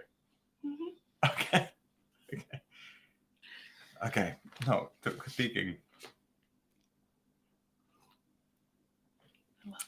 Okay. Good. Yes, Allie, you were the only one that kept me strong through that 8-hour scientific skeptic episode. She was egging us on. At some point, I came down, you probably heard me, and I was like, it's enough. It was very late. I was like holding our son like 10 times that night. Yeah. Anyway, okay, so what's your top 47 blueprint? All right, things we're considering, not this channel. This channel is going to continue to be this nonsense, but the new channel where we're like polishing stuff. Yeah. Things we're trying, including options that we just reviewed from season 1. Things we should like. What should we package? Yeah. Is this a yes or no you're asking for me? No, so I'm looking for your reaction. Okay. And I'll simplify it because there's 13 of them, but they really distill down to like 3 categories. Okay. One question is, and again, reminding you, because sometimes I think you forget this. Mm-hmm. He said judgingly, looking sideways. I see it. This is just a show about being a husband and father. Mm-hmm. It's not the Kristen show. I'm waiting. So the question is, why are you asking my opinion, husband and father? Well, because you're the one who represents like our audience. My audience is husbands and fathers, and their audience is their wives and the mothers of their children. I'd like to show how my body language has changed since we had this conversation. I didn't even mean to, but now. Okay, so here's the question. Here's one sort of set of things. Yeah. Okay. To what extent should we focus our new targeted, polished YouTube channel? To what extent should that be about relationship advice? Either you're considering getting married, you're newly married, helping men, husbands, fathers prepare for and navigate. Your wife's pregnant, new baby. Yeah, I mean, what do you look? It's like a 1 through 10. What are you looking? No, so yes, that should be a major part of your new podcast. You think that is worthwhile content? Yes. Continue. You don't have anything else to say about that? No. Okay, clearly. So I'm going to say something else, and you say like, is that more or less important than that? Okay, the next thing would be, to what extent should our new content be about being a new homeowner? Hey guys. Less. You went from you're single, you have a studio apartment, now you're engaged, you're married, you might have a house, but you're still like you're a landlord. Got it. But then you're like, now you're a homeowner. Yeah. And now it's like, oh, the water heater is broken. I gotta fix that. Slightly less, but less important than real relationship stuff. A little bit less important just because there are other... I want to hear a lot about your thoughts about that. I'm surprised. I thought you'd say the opposite thing. No, I think there are other podcasts out there that can address that. I feel like the way in which you address relationships is important. The way in which you address household stuff, like we're still learning, and also like there's a bunch of people that do it. So I think it's like a good thing to do as part of an overall package, but I don't think that's your highlight. Interesting. Yeah. I really thought you'd say the opposite thing. Because I feel like season 1 was much more about the like day-to-day practical stuff. Well, you're not talking about Mr. Homemaker. That's different. Are you a male homemaker? Yes. Are you like telling people how to like keep up their house? Like there's 100 dads out there doing that. Thousands of dads. I really think I'm misunderstanding what you're saying. I'm saying the difference is like if you're talking about being a homemaker, like I am a man and I am taking on the homemaking responsibility of not just like. You mean being the stay-at-home parent? Yeah. Okay. That's different to me than like. See, when I say homemaker, like Mr. Homemaker, Yeah. to me that is not synonymous with stay-at-home parent. Oh, well then that's something you should address in your new channel. Yeah. But you're saying the stay-at-home parent stuff. I think there are not a lot of people talking about dads being the stay-at-home person. I think there are a heck of a lot of dads giving advice on how to put air in your tires or how to. Sure, there's lots of change. YouTube. Right. Yeah, interesting. How to be the that's actually, I'm gonna watch this later because I don't. You're like we're. I know. This is good. This is good. Continue. This is good. Okay, so we did relationship. We did well, no, because I asked the thing, and I feel like you just sort of bait and switch. I was talking about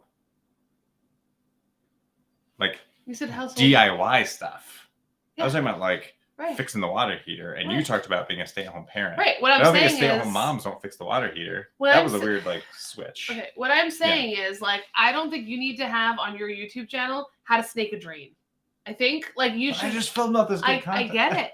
What I'm saying is like. Foreshadowing. I filmed a great video about how to snake a drain. Yeah. And I think that people who listen to your stuff and like you then might want to know how to snake a drain. But I don't think that like you like there's 100,000 dads talking about how to snake a drain. There's not 100,000 dads talking about, hey, you want to be the stay-at-home person. Like you're going to be the stay-at-home person. Here's how you should approach that. From a emotional perspective, from a like actual logistics perspective, I just think that's where the value lies. You're welcome. Okay. I'm gonna put a pin in this till I want to listen to it later. Yeah.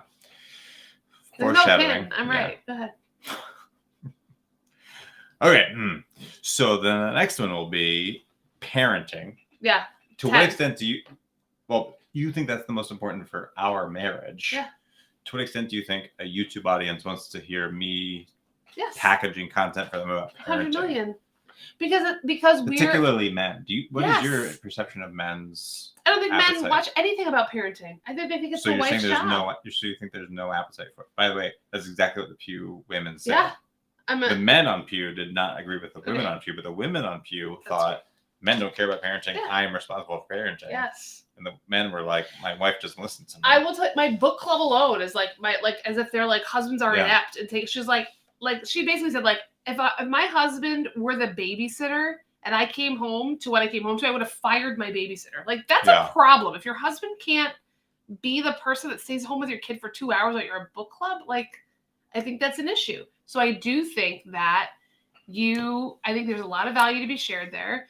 I think there's about parenting. Yes. I think because we're taking it from the approach of like, let us help you survey the landscape, not just like, let me anecdotally tell you about what worked for me today or like what I resisted in my parents that I'm now preaching, right? It's like we're saying like, we are going to do an assessment of what's out there. Right. We're going to help you understand what works. Thoughtful. And by the way, what works in real time in today's society, not like what worked when your kids who are now 40, like great for you. This is a whole different world we live in. Yeah. Like we're living the day to day. And I think that that's an important message to share with people. It's not to say we're going to have the authoritative answer. Like, right. Like we're an experiment. We're not trying to be, we're not trying to be the experts. We're trying to be the we're trying to blaze a trail and you can learn from it, even if you don't follow exactly what we do, but you can be like, oh, that gives me information I would not otherwise have had. Good. Not good. Like I agree with everything you just said, but good, like really good reflections. Thank you for sharing. Okay, so all right. Well, next category is I'm just gonna smash these together because if I try to slice them too thin, this is gonna be tougher going. To what extent do you think there is a demand, a need, a desire, and or do you think it could be fruitful? Two different variables that can be smashed together for me, mainly me, maybe us, to package content around. I'm gonna throw. It's gonna be like word salad, word clouding you, promoting the benefits and fulfillment of marriage. Boom. having healthy, fruitful relationships and family life. Not as good, based on the scale I just invented in my head. Providing commentary on current and recent cultural dynamics about like bringing into focus things that I went off on a tangent about, like in season 2, episode 0, bonus episode, where I talk about the generational things about like, here's the storyline of how the greatest generation, the baby boomers, and Generation X and millennials, like, but bringing that into like a more focused, like, hey, here's why there's this like boomer millennial tension. Right. Let's like put that in a 5-minute bit, as opposed to here's 30 minutes of me like explaining. Right. Yeah. Imagine it's 1972. Mm-hmm. There you are. You know, like it's like hard to watch. From here all over again. Yeah. Yeah, I think that's interesting, and I don't think I wouldn't rate it as high as everything I just talked about before, but I do think that as a woman, or you think for men, just hypothetically. I think in general. Okay. I mean, I'm not a man, so I don't know, but thank you. I think that I don't slow your roll. Hold on. Slow your roll. Yeah, keep talking. I think that is interesting, and I think it's interesting the perspective of what we've said, right? Which is like, we can't just all have gut reactions to like, well, my parents did it this way and I liked that, or my parents did it this way and I didn't like that, and so I'm going to do it this way or I'm going to do it that way. Like there are middle grounds, there are things to think through, and it's not just like, it can't just be this gut reaction like, well, my parents did it that way, I didn't like it, so I'm going to do it this way. I think there's value in that. Okay. Last thing. Allie is saying like, she's in a way conceding a point, but at the same time sort of challenging of being saying, as a guy, I should be able to figure out how to market. Yeah. Advice. So you shouldn't be asking me what I think about this. Well, that's one way. There's also like, well, honestly, it's like I struggle with this, and I have contemplated, and I even draft like reaching out to certain like influencers and like YouTube personalities, about like who they're kind of in the same situation insofar as they're in their late 30s, let's say, and they're trying to reach out to people in their 20s. Yeah. And I kind of want to be like, hey, how did you formulate your strategy about how to reach out to them? Because even YouTube, all of this, I've spent more time on YouTube in the last 6 months than I spent my entire life prior to that 6 months. But I think people who are 5 years younger than us spend a huge amount of time on YouTube. Yeah. Which is part of why I'm here. Right. You know? So part of this is like trying to figure out how to reach a demographic that isn't me. I can't just be like, this is what the stuff I relate to, so I'll do that. Right. Well, then you probably shouldn't ask me either, because I am also. Well, but you're supposed to like be like more with it than me. I'm not. Let's go ask other people. Well, Allie knows. She's like the marketing and there you go. Conflict resolution background. All right, Allie, you're in charge. I'm an old soul. All right, and then the last thing I want to ask you, to what extent do you think this is like worthwhile content to develop? It's on the list. Mm-hmm. Is developing content that engages with the, and I don't think you actually, I'm trying to think of references I can make that you'll be able to relate to, but I don't think you're aware of them. You wouldn't know, because again, this is me talking to myself in a way. You're just like a sounding board for a monologue. Mm-hmm. In case you don't know, there are many, let's say 5 or 6 different, very entrenched perspectives on theories and concepts and ideologies of masculinity. That are like very active on social media. Okay. And you have your Andrew Tates, and you have your like alpha males, and you have your beta and sigma males, and you have your like men's rights groups, and your anti-feminist groups, and then everybody else. Yeah. And so the question would be, to what extent should or should not Mr. Homemaker wade into the milieu of like, well, should, if you're trying to like reach out to young men, young adults in their mid-20s, yeah, early 30s, yeah, who are trying to formulate a concept of what it is to be a man right in today's society. Yeah. What is masculinity? Yeah. To be a husband and father. Yeah. Is or is it not worthwhile to wade into that territory of? It is. Say more. Because I think we've talked a lot about the echo chamber of social media, right? Like you can spend your entire time just listening to other people who think the same as you do. And if there aren't people out there like you that are willing to introduce the alternate perspective, those people are just going to hear. That's what I fear. That's my biggest fear. Not just that this, but you are not going to win people over. You're going to be wasting a good amount of time. Because not wasting, but it's just like you're not going to be like, it's like the people who agree with you, like 8 out of every 10 people are like, yeah. And the people who don't agree with you or like are like on these other things, like 1 out of every 10. But is it worthwhile to get the 1? I think it is. Well, the other thing I think a lot about, and tell me if you think I'm just making this up, but this is like fantastical thinking. Yeah.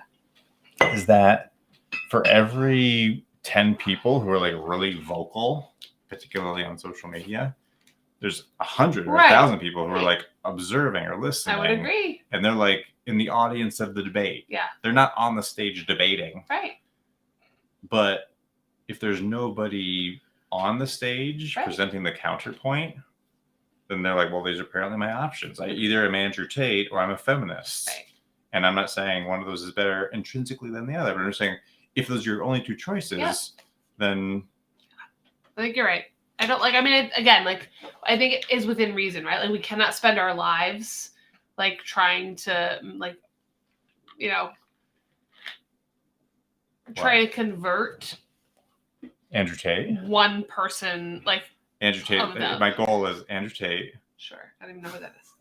But, what I'm saying is, like, to the detriment of our family, right? Like, this whole thing is about, like, how do we have a better family life? And what I don't want is, like, you're up till 3 a.m, like, let me try and get this one person. Oh, no. I'm not talking about, I am not talking about, which is, okay, so I will admit, speaking of like confessions of a real homemaker, like I have a problem. That problem is I am susceptible to being drawn into online debates. Yes. On places like Twitter and Reddit. Yeah.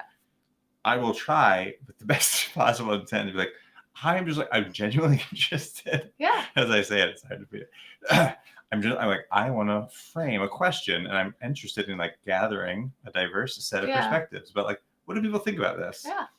But then, when you put that out in like the Redditosphere, I mean, like people know how to push your buttons. And they'll say some crazy stuff. And then I'm like, well, I can't let that go unanswered. Now I gotta, let me explain to all of you why this guy's crazy. Yeah. And you're right. Then I stay up till 2 a.m. I appreciate that you recognize that. It's a problem. And you've been getting better. And I haven't been on Reddit for a month. Oh, that's fantastic. That's why. I love, like, I'm like, hey, let's go to bed together. But Reddit really does serve a great function in general, and particularly for like gathering a diverse perspective. But I wouldn't say a diverse perspective, but I would say it gathers a contrary. Absolutely. Yeah. Absolutely. All right. What else are we doing? Because it's 11:22. Okay. I got to work tomorrow. I'm tired. I want to make a piece of toast. Okay. So here's what we're going to do. Yeah. We are going to have another quick intermission. We're going to mute. I'm going to catch up on some chat. Yeah. You're going to probably segue your way out. Do you want to say goodbye now or later? I'm going to say goodbye now. I'm going to make some toast. I'm going to read my book. I'm going to go to bed. Okay. So thank you, everybody who's watching live. And later on the recording, Kristen's going to go now. Kristen, say goodbye. Goodbye. Have a wonderful evening. Happy Sunday. We'll see you soon. And I'll be back in about 5 minutes for bonus round. But not too long, because it's time for bed. I love you. I love you too.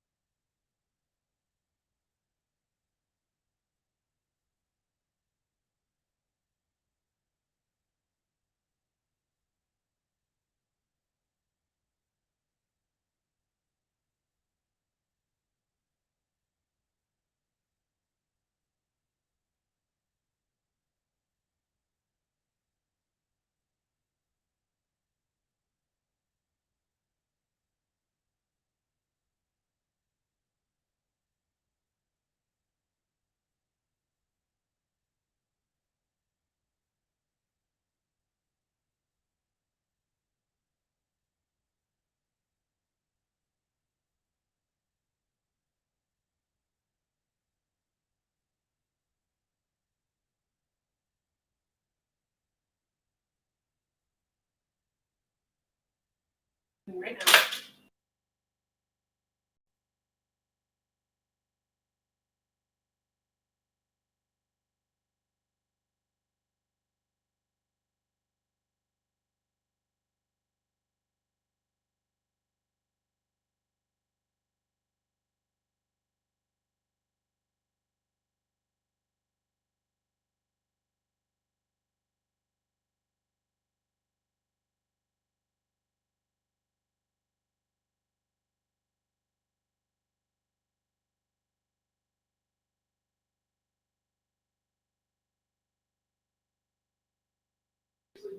Say what? All right. Okay. We're back. Okay, so if you're still here, whether you're live or recorded, you are continuing at your own risk. Shit's about to get weird. So, for those of you who are not keeping up with the Mr. Homemaker drama, as part of the season 2 philosophical exploration, my first big get was Scientific Skeptic. And we did a part 1. We had planned a set of content. We were not able to get through all of it in our first session, and I still look forward to getting through the rest of it as time and opportunities permit. But after that episode, the Scientific Skeptic episode, the next one was Pat Flynn from Philosophy for the People was a guest on Mr. Homemaker. And he and I, whereas Scientific Skeptic and I were trying to sort of in a dialectic approach explore where we agreed and disagreed intellectually, philosophically across a broad range of issues, with Pat Flynn from Philosophy for the People, our dynamic is much more one of Pat Flynn is somebody who I admire and respect and learn from, but it's not so much that we have divergent views and we're trying to bridge a gap. I don't know that I would go so far as to say that we agree on everything, but we share a significant amount of common ground. So we covered a lot of ground very quickly because it wasn't particularly like, well, let's explore this or that. What do you mean by that? It was, I attempted to probe and encourage him to elaborate on some of his points, but it was much more me asking questions and him answering them and us moving on to the next question. Now, much to my surprise, that appearance of Pat Flynn on Mr. Homemaker garnered a reaction from a gentleman named, well, not named, but Lance Bush. His YouTube channel is Lance Independent. So Lance Bush posted a substantial, well thought out essay on my channel in response to my video with Pat Flynn. And it hyperlinked to an even longer and more sophisticated and I don't know if professional is the right word or academic, but like a very deliberately structured, researched response to Pat Flynn's statements on my channel. Now, Pat Flynn, let there be no doubt, is perfectly capable and by leaps and bounds more prepared and equipped than I am to defend his own positions. And as I understand it, he and Lance Bush have had exchanges before on Philosophy for the People. But given that Lance Bush was responding on my channel, I felt an obligation to at least acknowledge and express my gratitude for his engagement and to respond, not trying to be a surrogate for Pat Flynn, but from the vantage point of Mr. Homemaker, respond to Lance Bush's arguments. So, for those of you who are patient and brave enough to bear with me through this, I'm now going to launch into a little bit of a rough response to Lance Independent. I did already respond to him in a blog post that I hyperlinked to in my community tab on Being Mr. Homemaker, this YouTube channel's community page. And the substance of that response was that I believe it should be self-evident to a regular person, a person who's actually engaged in the business of living their lives, of determining if they're able and willing to be a good spouse, getting married, being a parent, and navigating the practical ins and outs of everyday life. That person, a regular lay person like you and me, that person should not take Lance Independent seriously. Not because he isn't a serious person, but because his arguments are a kind of game. His stated objective is to defend a position of anti-realism. Or, to restate that, his goal is simply to knock down philosophical arguments that there's any philosophical, moral,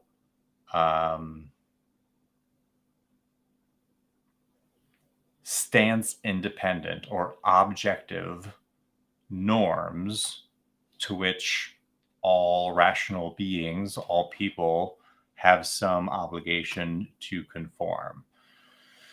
So he leaves open the door to all different variations on relativism and subjectivism and constructivism. He's simply trying to knock down realism.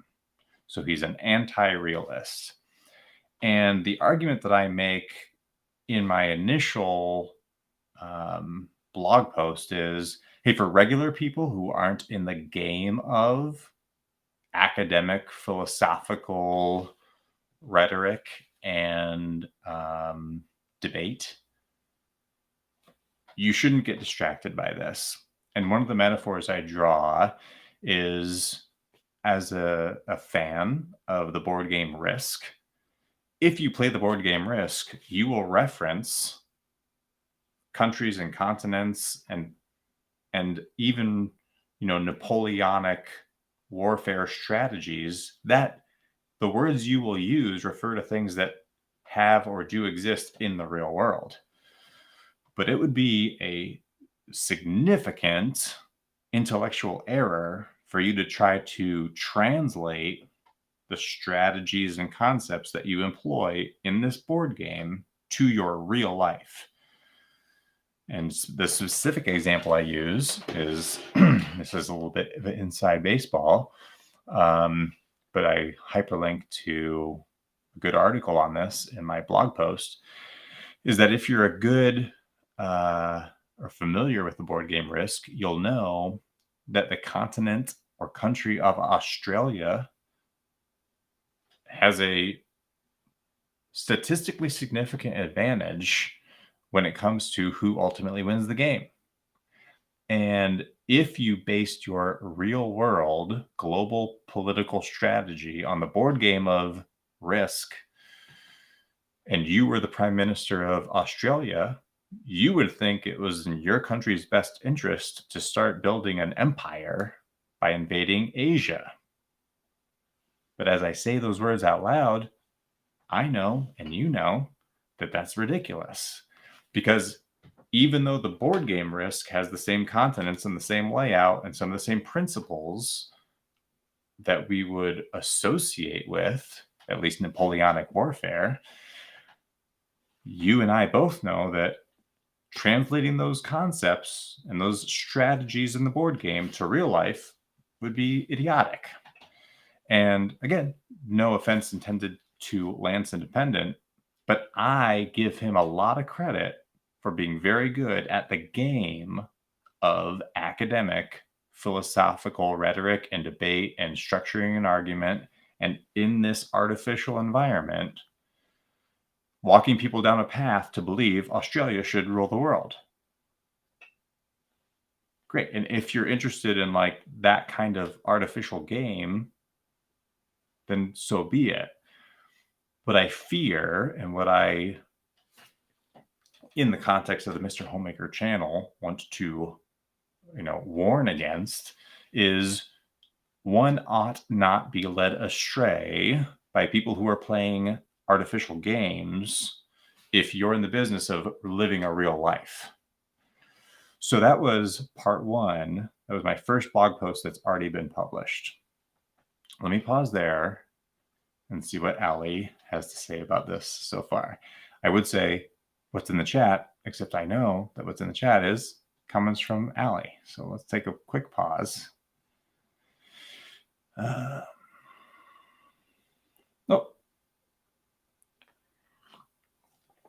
I'm still just catching up on her comments from our last segment. So far, Allie says I'm making sense. I'm going to highlight that comment. Thank you, Allie, for saying I'm making sense. Okay.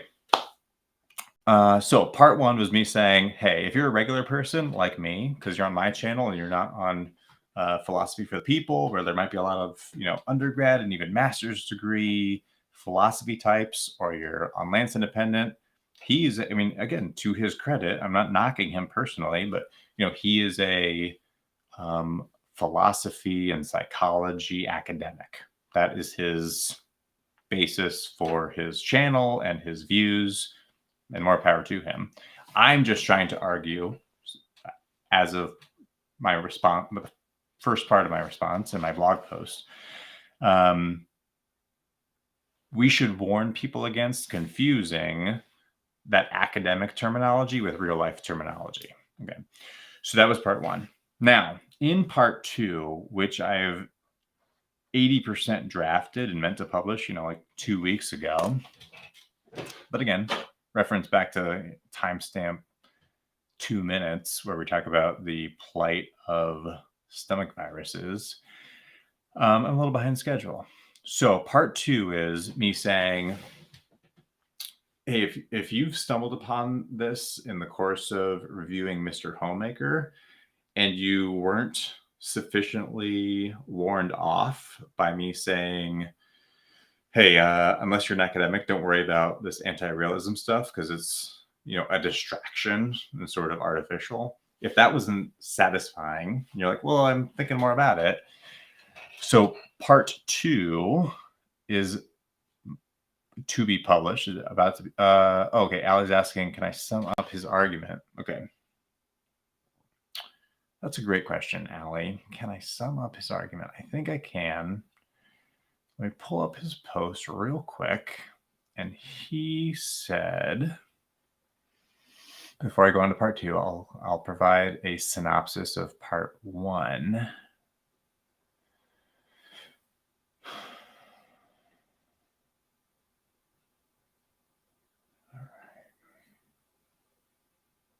All right. Here's some of the top, the section headers in his, it's like a equivalent of like a page and a half or 2 pages of written text in the form of a comment posted to Philosophy for the People's Marriage and Families, which is on Mr. Homemaker, Season 2, Episode 9. So go back to December 28th. So his top line comments are that, okay, so, and actually he makes some good points. So thank you for the opportunity, Allie, to give him credit and to clarify a couple things. One, and then I messed up my label. One is he differentiates between agent and appraiser relativism.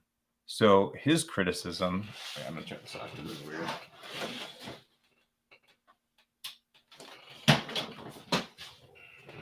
Okay. His criticism is that Pat Flynn was making, in the course of making an argument for realism, which I'm sympathetic to, so he didn't have to really convince me. But he was saying, if you reject realism, then you seem to have a contradiction because you're saying there are no moral imperatives. Therefore, you ought not interfere with other people exercising their agency in determining their own morality and exercising it. And that's a contradiction. Because if there are no moral imperatives, then there's no moral imperative to not interfere with other people. So Lance Independent points out that that is called agent relativism, which is to say morality is relative to the person performing the action, the agent.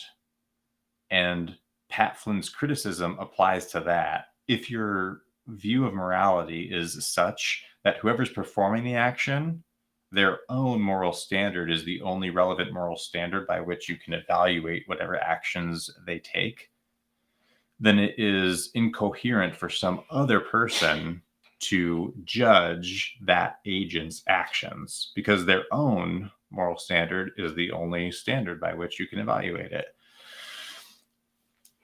So Lance Independent points out, well, that's not the only option an anti-realist has. An anti-realist can also adopt the perspective of appraiser relativism. In appraiser relativism, you say, I don't think there are objective moral truths or an objective moral standard, but I think that I can evaluate the choices and actions of others based on my moral standards. I am appraising my own and others' choices. I can do that without saying that I'm appealing to some objective or higher moral truth. Now, Lance Independent will not say that he is claiming or defending the position of appraiser relativism. He's just saying it's not a fair criticism of anti-realism to narrow down the alternative between realism and agent relativism. His argument is, no, you have to defend realism against the alternatives of both agent and appraiser relativism. So he wrote 10 paragraphs about that and time-stamped it and so on and so forth. His next point was, well, actually, I'm not going to respond to everything he said.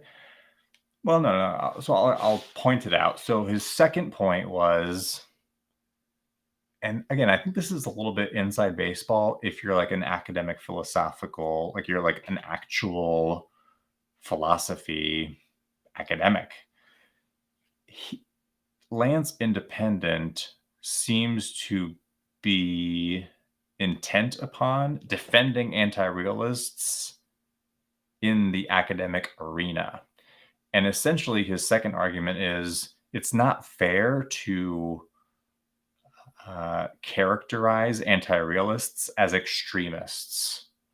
He's sort of making an argument of our position is just as valid as a realist's position. And even though we're in the minority, that shouldn't give realists ground to demean us. So it was sort of a mix of philosophical argumentation and like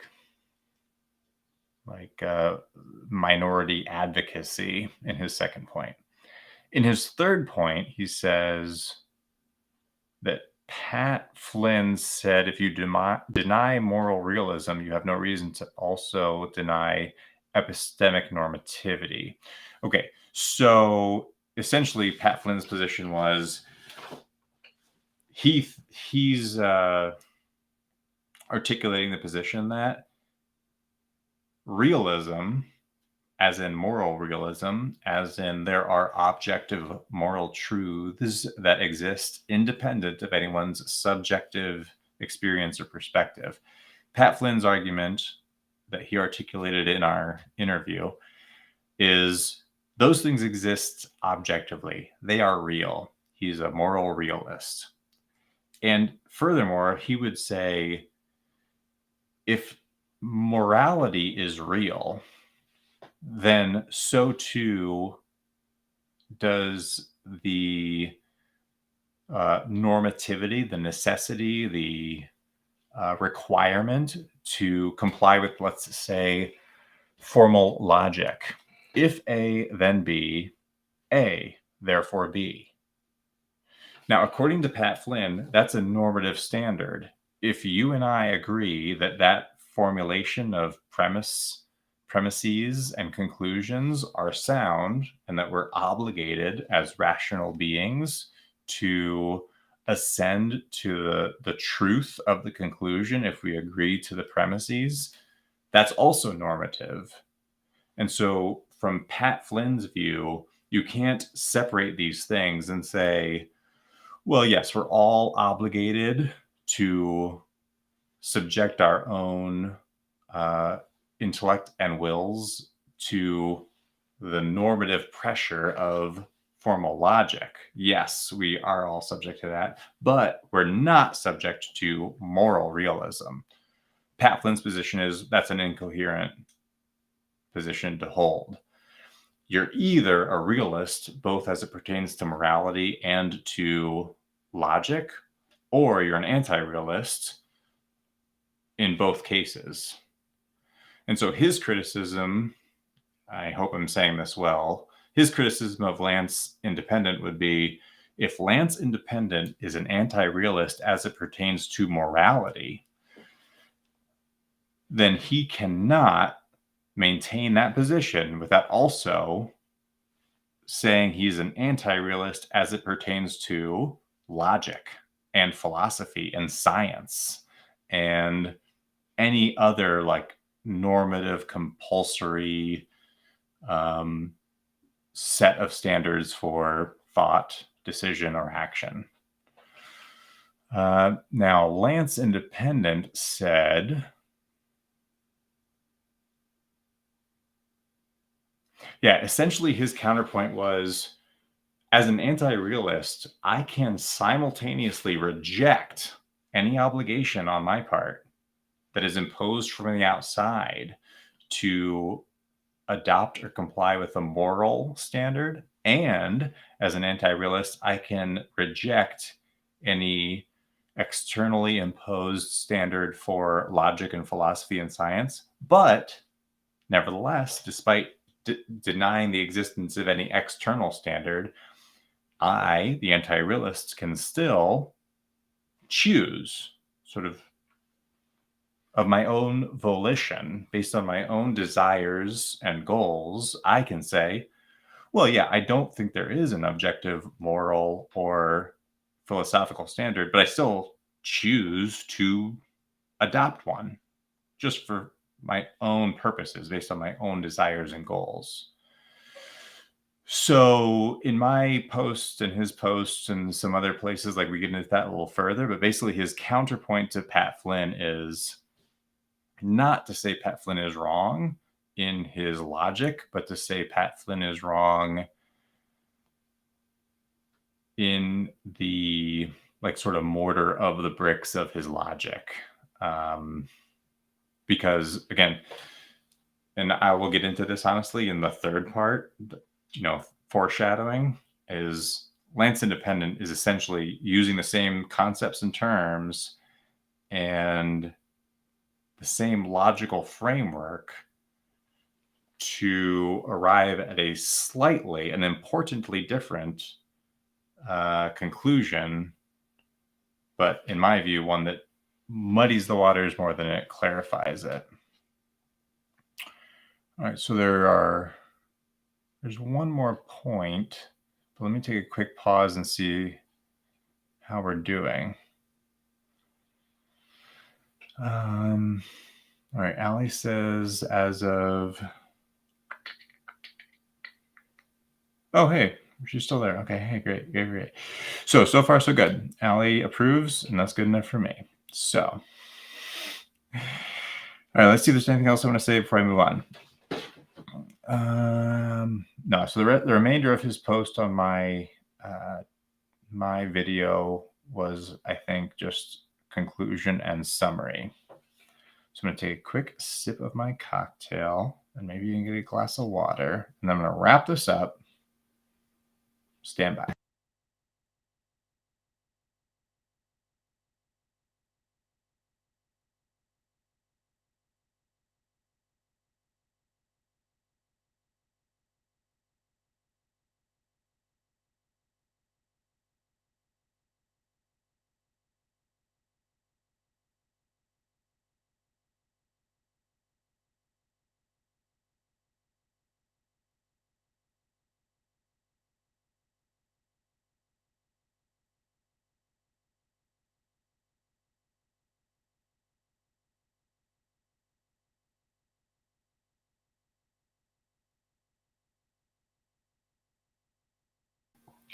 All right, so I'm just going to real quick pull up my draft part 2. So part 1's already published. If you're interested in part 1, which again was just me saying, for your average layperson who's not super interested in like deep philosophical academic discussions, I just wanted to reassure that person.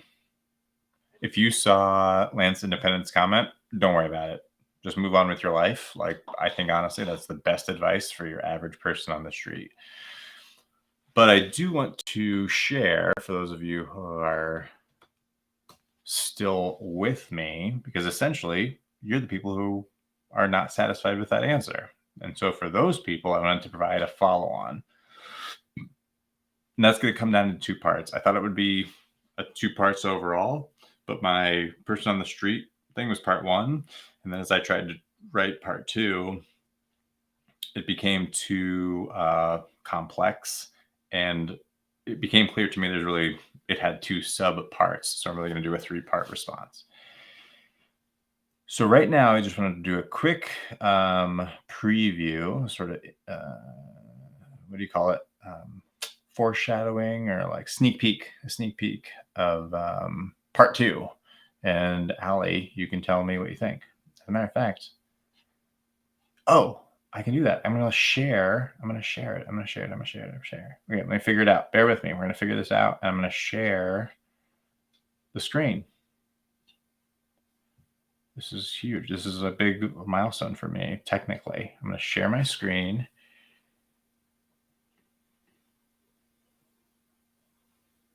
Add shared screen. Yeah, I don't want to. Okay. I'm going to share my screen. I got to turn on some permissions. I got to enter my password. I'm going to say later. Okay. Now I'm going to share a window. Yeah, this is huge. This is a big deal. It says unable to open the screen. Please update system permissions. I just did that. Let's try this. So I just open the screen. Can't do it. Damn it. So it's basically saying I gotta shut up. I gotta shut down the whole system, restart everything. And I don't want to do that. Damn it. Okay. So, we'll just muddle through. Okay.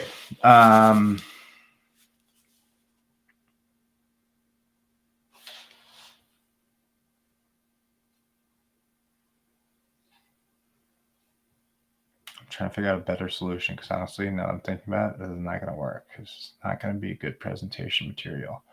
Can I share a file?